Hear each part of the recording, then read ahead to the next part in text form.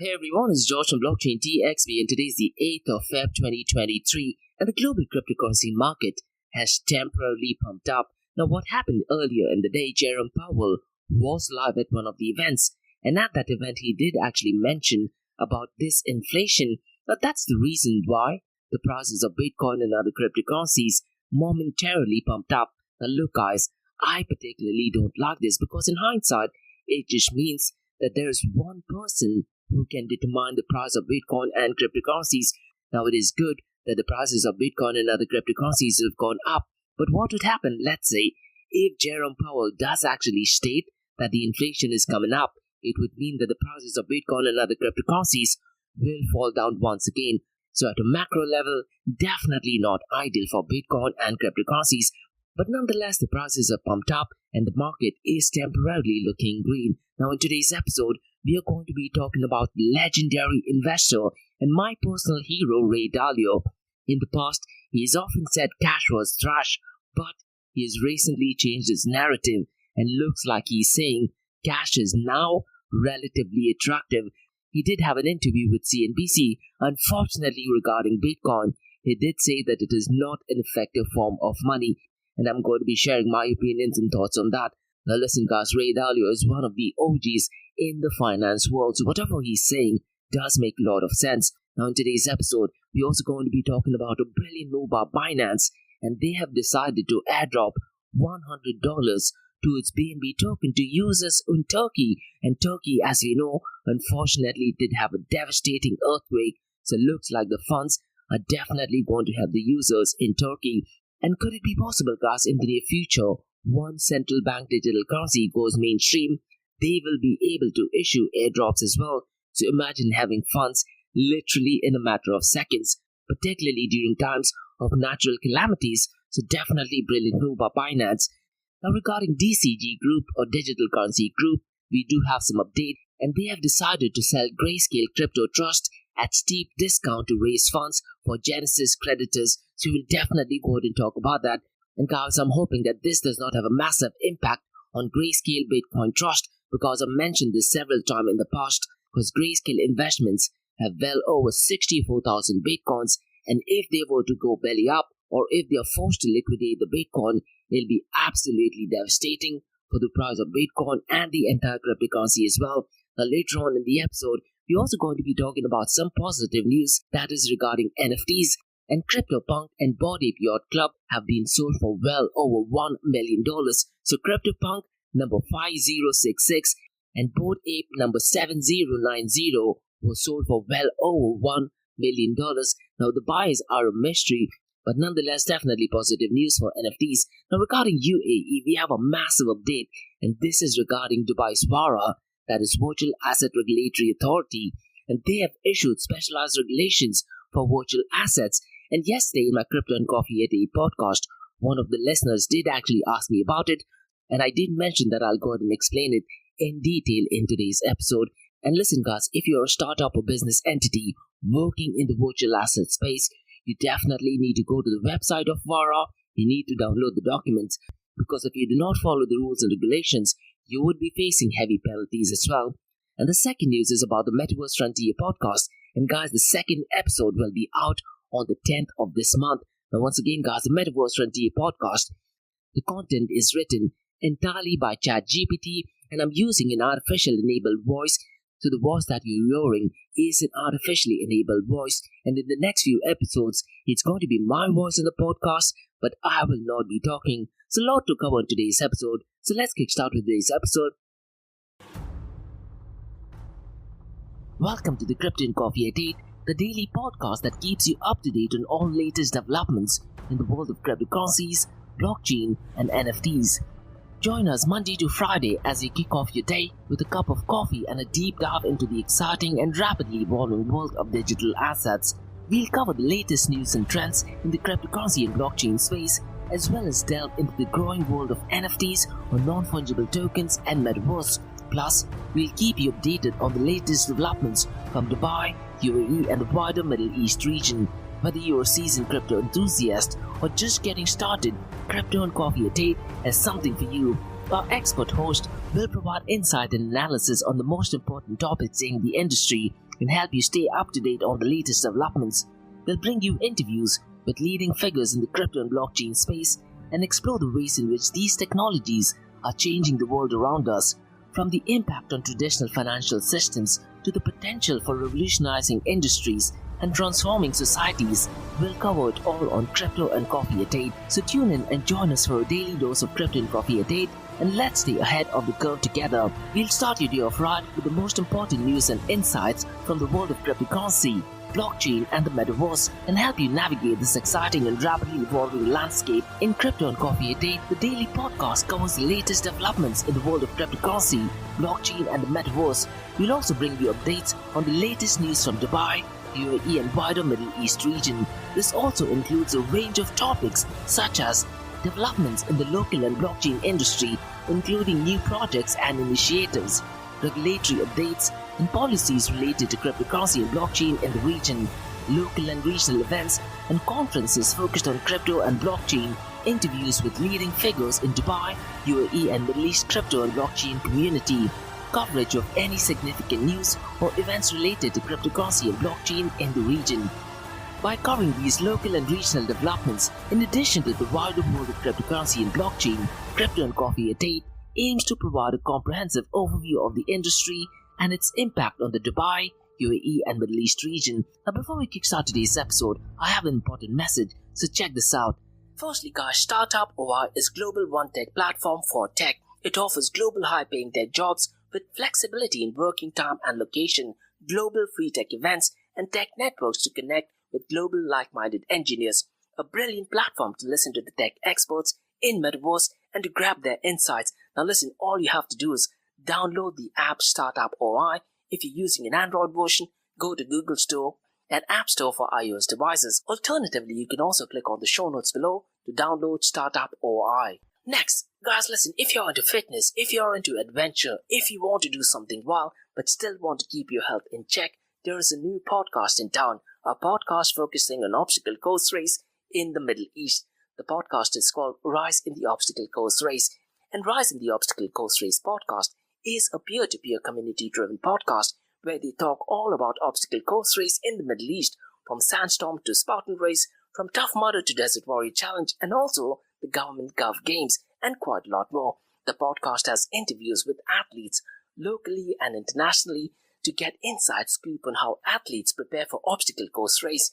In the podcast, they also talk about interesting stories on why they are motivated to do obstacle course race. And that's not all. They also plan to release 7 NFTs, and these NFTs are no ordinary. These NFTs will represent every emirate in the UAE. And listen guys, these NFTs are going to be absolutely massive. So do one thing, go to Spotify, go to iTunes, go to any leading podcasting platform and search for Rise in the Obstacle Course Race podcast. And finally guys, not your keys, not your crypto. If you have dabbled with cryptocurrencies and now are seriously getting to protect your cryptocurrencies, there is no better way to protect it by using a hardware wallet. And this is where Ledger Wallet kicks in. And Ledger Wallets are hardware cryptocurrency wallets made by Ledger, a company headquartered in Paris, France. And Ledger's hardware wallets are multi-currency wallets that are used to store private keys for cryptocurrencies offline. And Ledger offers 2 hardware wallets, the Ledger Nano and Ledger Nano X wallets. They are world-class experts with extensive crypto security backgrounds. They continuously look for vulnerabilities in Ledger products in a constant effort to improve the level of security. Now, in today's world, securing these digital assets is a critical challenge, and this is where Ledger kicks in. So click the link below to buy your hardware wallet and support this podcast. It is a brilliant way to support this podcast. So what are you waiting for? The link is in the show notes below. Now, since you've taken care of that, let's look at the global cryptocurrency market. Now, the prices of Bitcoin and other cryptocurrencies have temporarily pumped up, and this is because of Jerome Powell. He did actually comment about this inflation, and looks like in the next coming months, inflation might be showing signs of slowing down. But listen guys, I do have this feeling on the second quarter of this year, the inflation numbers might slowly pick up pace, and it could be possible that Jerome Powell might increase the interest rate hike once again. Now, if that thing happens, unfortunately, the prices of Bitcoin and cryptocurrencies might go down. But I'm hoping I'm 100% wrong with that. Now, let's look at the global cryptocurrency market because it is at $1.09 trillion. Now, will it touch $1.10 trillion by today? Let's wait and see. Since the last 24 hours, though, it is up by 2.31%, and the total crypto market since the last 24 hours looks much better at $61.69 billion. Now, since the last 24 hours, it is up by 24.19%. Now, look, guys, Jerome Powell's comments regarding disinflation has increased the crypto market volume by 24.19%. This is definitely not ideal if you look at Bitcoin and cryptocurrencies at a macro level. Now, granted, the prices are looking good and the market is looking green, and that's one of the reasons why we are happy about this news. But unfortunately, if Jerome Powell does make a comment about inflation, it could be possible that the prices will go down once again. Now, let's look at the volume in DeFi. It is currently at $7.23 billion, and the total value locked as of today, the 8th of Feb, is $49.63 billion. Now, look, guys, so far as DeFi is concerned, in 2023, what I'm noticing is DeFi is accounting for a high percentage of the total crypto market volume. However, the total value locked is pretty much the same. Even in 2022, which was one of the worst years for DeFi, the total value locked used to hover somewhere between $50 to $60 billion. Unfortunately, in 2023, the total value locked has not crossed the $50 billion mark yet.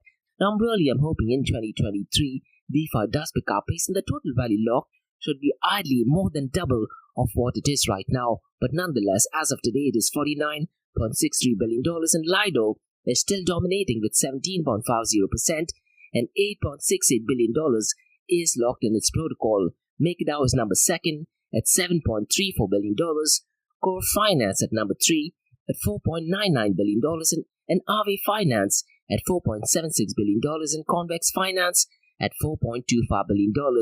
The volume of stablecoins is still ridiculously low at $55.64 billion. Tether USDT is still leading the pack at $40.97 billion, followed by Circle USDC at $3.82 billion and Binance USD at $10.46 billion. Now let's look at the market share, 24-hour trading volume and dominance between Bitcoin and Ethereum. Bitcoin's market share is $448 billion. Ethereum's market share is $205 billion. The 24-hour trading volume of Bitcoin is well more than 3 times of Ethereum's 24-hour trading volume at $27.5 billion, and Ethereum is at $8.6 billion. If you look at the dominance, Bitcoin is at 41.23%, Ethereum is at 18.90%. Now today, guys, on the 8th of Feb, I'm going to be looking at the number of unique active wallets interacting with decentralized app smart contracts, and the number one is once again Alien Vaults, and the number of users interacting with dApp smart contracts is 239,000. Now if you look at it in dollar terms, it is $2.7 billion. The second one is a bit surprising, which is Splinterlands, and they have $143,000.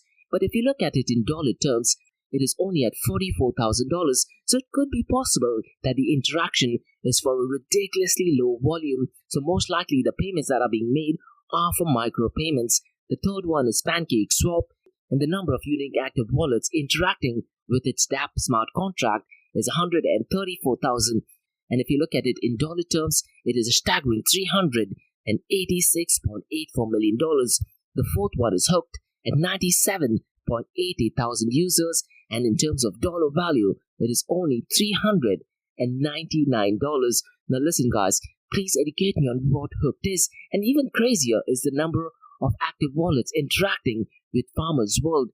Number of active wallets interacting with the dApp smart contract for Farmers World is 65,000, but if you look at it in dollar terms, it is just zero. So I really am not sure if Farmers World is actually using the Web 3.0 system, which means rather than using your email address and password to log into Farmers World, it could be possible that Farmers World is utilizing Ethereum address or Polygon address or maybe other blockchain protocol address to go ahead and log into the system.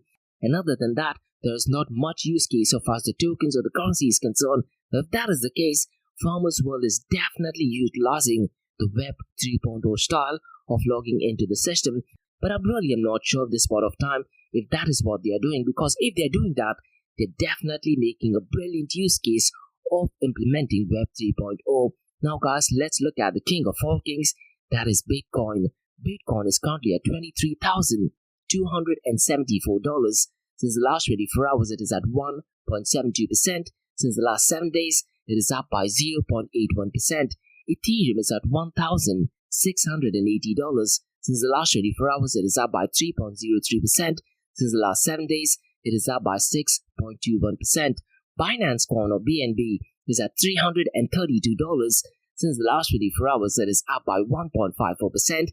Since the last 7 days, it is up by 6.42%. Now look guys, one of the legends in the finance world, that is Ray Dalio, and one of my heroes.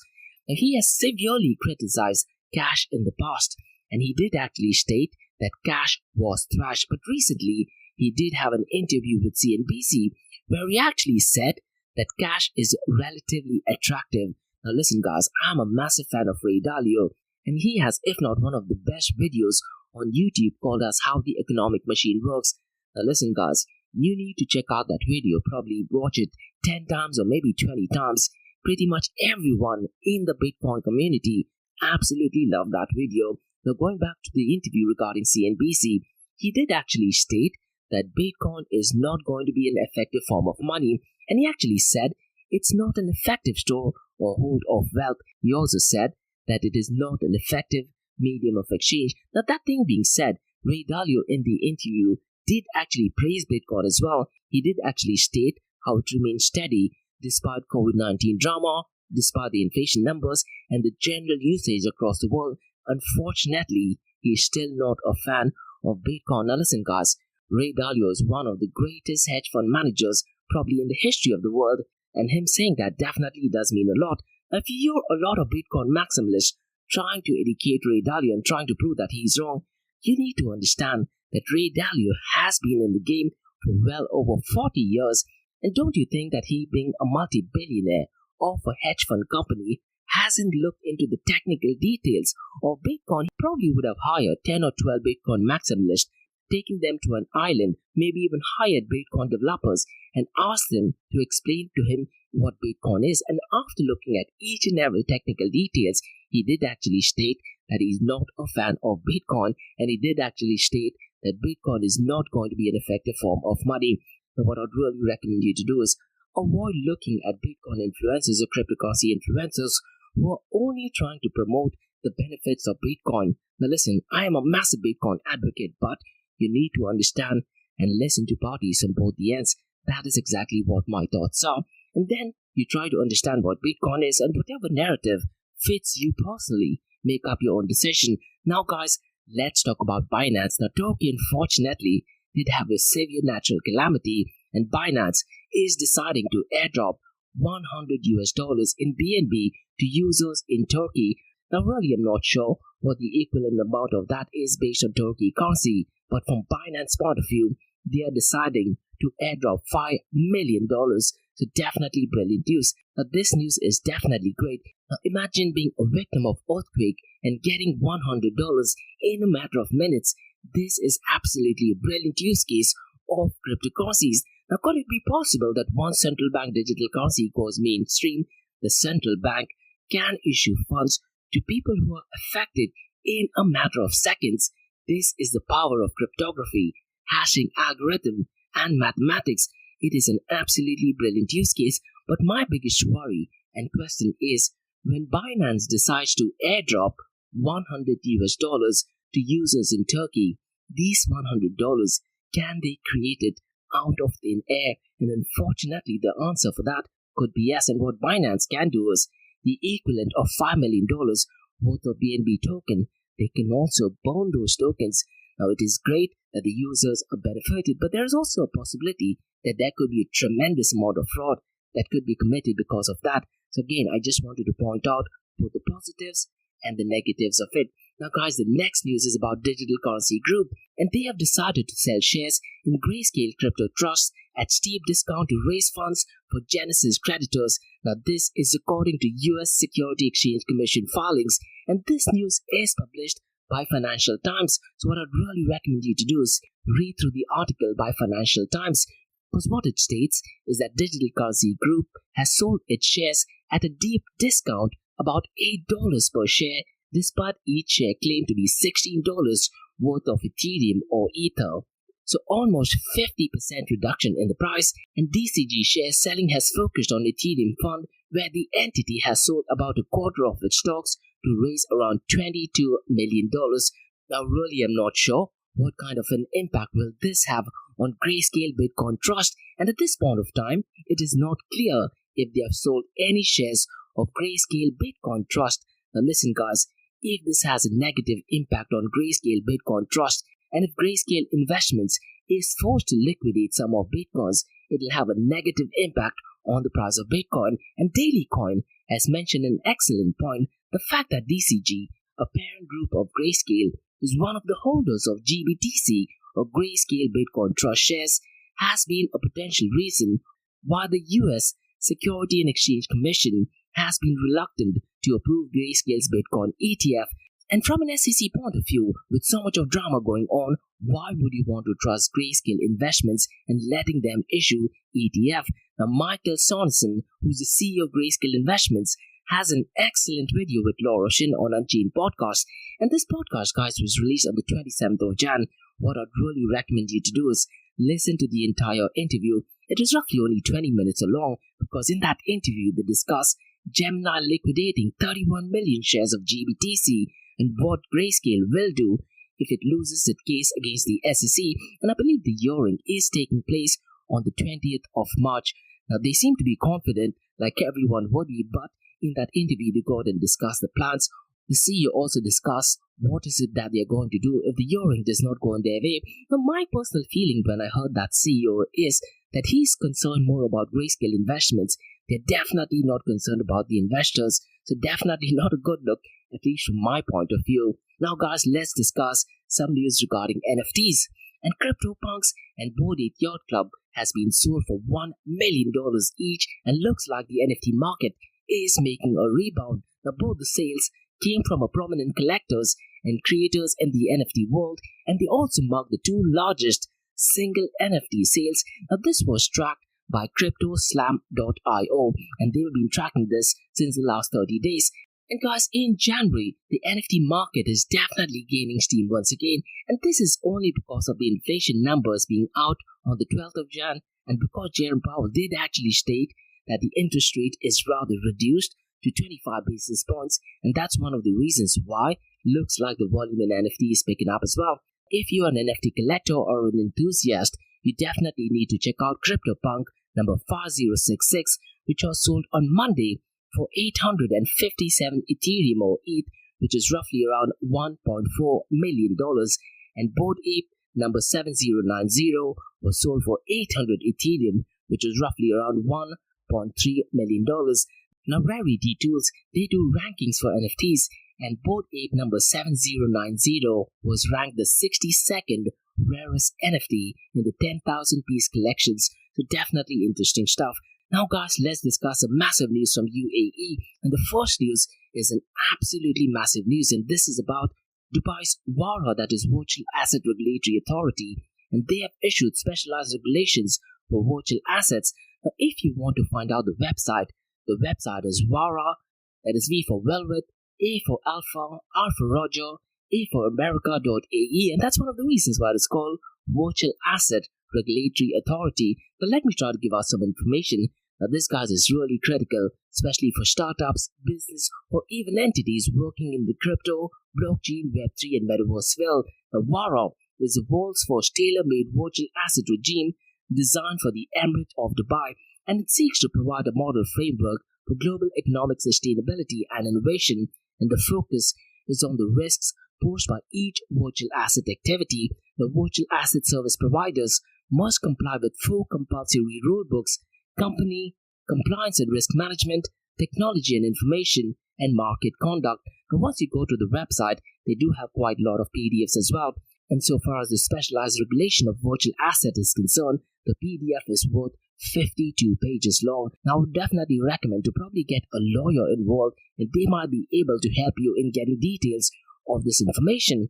Now based on the website, it says that 7 activity-specific rulebooks have been developed for different virtual asset activities: advisory, broker-dealer, custody, exchange, lending and borrowing, payments and remittances, and management and investment. So whichever area your startup or business falls into, definitely worth reading through the documents in detail. And virtual asset service providers only need to comply with the activity-specific rulebooks if they are licensed to offer the other activity. And VARA has established the rules for issuance and marketing of virtual assets as well. And virtual asset service providers must have a license from VARA to operate. And look, guys, if you do need any information regarding this, you can also drop me an email to info@blockchaindxb.com. And the VARA regulations aims to provide clarity, certainty, and mitigate market risks. The regulations that they are offered on the website are technology agnostic and future focused. The framework is also borderless, and virtual asset service providers must comply with baseline market standards of compliance. That the regulations were published on the 7th of Feb 2023, and the final approval was given by the Board of Directors in accordance with Law Number 4 of 2022. That the law regulates virtual assets in the Emirates of Dubai, and the regulations are designed to cater to customers and investors. I want to connect with people who are working in VARA, and I do want to release at least 4 to 6 episodes explaining everything about VARA. So if you do know anyone who's working in the Virtual Asset Regulatory Authority field, please connect me to them, because at the end of the day, it'll be the users and business entities that will be benefited by it. So if you do anyone who's working in VARA, please help me connect with them. Now guys, let's discuss the second news. And the second news is the Metaverse Frontier Podcast, which I have, which is completely different to the Crypto and Coffee at 8 and my weekly Metaverse Everything podcast. Now I did release the first podcast, and the number of listens are definitely much more than the Metaverse Everything podcast. So go to Spotify and look for the Metaverse Frontier. Now the second episode will be out on the 10th of this month, that is Friday, along with Metaverse Everything. So let me try to give out some information on what the Metaverse Frontier is. The podcast content is written entirely by ChatGPT, and the voice used is an AI-enabled voice using a platform called as Descript. Now what I'm going to be doing is, from the third or the fourth episode onwards, I'm going to be recording my voice and I'm going to give it in the database of Descript. So in the episode, probably from the third or fourth one, I just have to type it in Descript and it'll read it out as though it is my voice. So all future episodes will have an AI-enabled voice, but it'll be my voice, but I will not be talking. And the podcast will be available across all leading platforms. So it'll be available in Ngami, it'll be available in iTunes, it'll be available in Spotify. And what I'm going to do is I'm also going to mention the RSS feed. So if you do want to connect it to your website, you're more than welcome to do that as well. Now what I really want to do is, guys, if you as a listener do have any content that you want to be part of the podcast, what I'd really recommend you to do is drop me an email to info@area2071.com. So essentially what I'm going to do is I'm going to copy that work, I'm going to paste it into ChatGPT, and I'm going to ask ChatGPT to make it into a podcast speech. Once it does that, I'm going to copy it, paste it into a platform called as Descript, and it's going to read it out as though someone is talking. Now, mind you guys, from the third and the fourth episode, it's going to sound like my voice, but I will not be talking.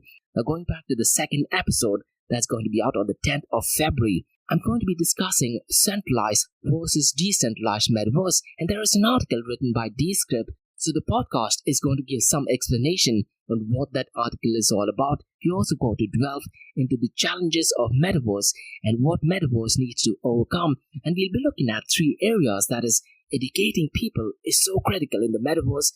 We'll also go and explore the possibilities of different scams in the metaverse, and we'll also look at the realistic time frame of metaverse for mainstream adoption. Now, in the second episode, one of my favorite topics is the hardware in the metaverse. So we'll be looking at virtual reality, augmented reality, extended reality. And look, guys, from my end, all I've done is I've asked ChatGPT to write the content. I've taken down a few articles. I put it in ChatGPT. I asked them to summarize it into bullet points. After they summarized it, I asked ChatGPT to convert that into a podcast speech. Once that all is done, I've copied it, I've pasted it into a platform called Descript, and it is an artificial enabled voice that is reading it out. And from the third and fourth podcast, it's going to be my voice, but I will not be talking. So how cool is that? It is a bit creepy as well at the same time. Now, the second episode, I'm also going to be discussing the top Metaverse news of the week. So we'll be looking at DFC Metaverse platform and Metaverse Academy, which is launched in Saudi Arabia by Facebook or Meta.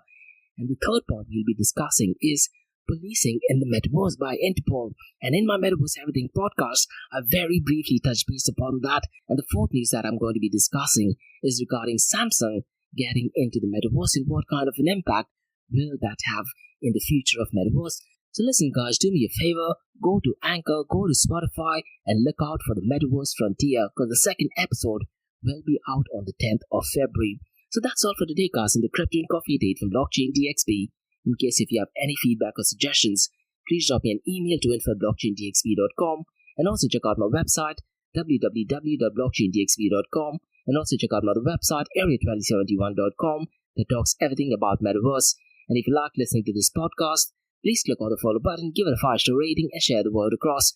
Now for the next few minutes is going to be an Ask Me Anything series where you listeners can ask any questions regarding Bitcoin, blockchain, beyond blockchain, cryptocurrencies, NFTs, DeFi and Metaverse. So let's kick start with the Ask Me Anything series.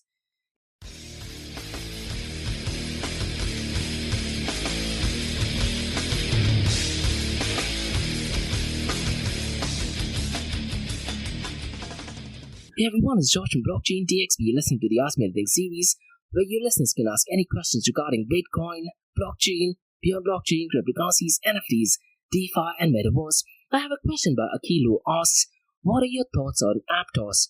Now to be honest Akil, I'm not a fan of Aptos as such, but lately I've heard quite a lot of people profiting by Aptos quite a lot, and I'm seeing quite a lot of LinkedIn posts stating that they did actually invest when Aptos was roughly around $3 or $5, and right now it is well over $15. Now this, and I've double checked it and looks like the numbers are actually true. Now, I'm not a fan of Aptos, but looks like Aptos is supposed to be a layer 1 protocol blockchain, but it works on proof of stake. And in the past, Akil, I did talk about the team that was actually working on Facebook's DM project is the same team that is working on Aptos.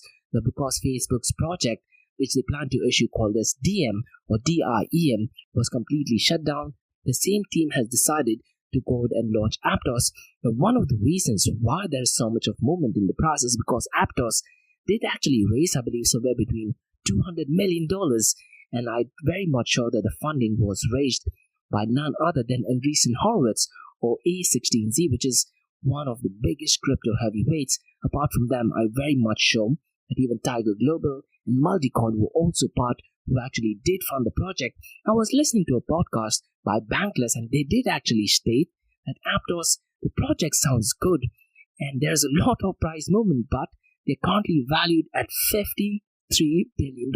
Unfortunately, they do not have anything working, so it was kind of scary. But the fact that they are backed by some real heavy DT players, it could be possibility that there might be some potential. But when I did do research about Aptos, one thing, Akil, which I did not like is that they actually claim that the network can process well over 150,000 transactions per second. Now, Ethereum currently manages only 12 to 15 transactions per second.